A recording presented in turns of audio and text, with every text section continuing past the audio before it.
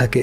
গিল তাকে দেখতেই চিনতে পারে যে এই মেয়েটাই হচ্ছে সেই পরীর মতো সুন্দর মেয়েটা যাকে গতকাল মেরে মাথা ফাটিয়ে দিয়েছিল। তাই ভয়ে মুখ লুকিয়ে বেরিয়ে যায়। তবে সিয়নজি তাকে পেছন থেকে ডাক দেয়। এই শুনে আরো ভয় পেয়ে ফুল স্পিডে দৌড়ে পালিয়ে যায়, কিন্তু সিয়নজি তাকে তাড়া করে ধরে ফেলে। সে গত রাতের জন্য সরি বলতে যাবে, তবে সেই বিষয়ে কিছু না বলে সিয়নজি বলে, আপনি আমাদের প্রতিবেশী আর নতুন কাস্টমার, তাই এই উপহারটা দেওয়ার জন্য আপনার পিছু করেছিলাম। এই শুনে সে বেশ অবাক হয়ে যায় আর সারাদিন ভাবতে থাকে মেয়েটাকে মেরে মাথা ফাটিয়ে দিয়েছিল, সেই বিষয়ে তাকে কিছুই বলল না। তাহলে কি মেয়েটার স্মৃতি ভুলে যাওয়ার রোগ আছে?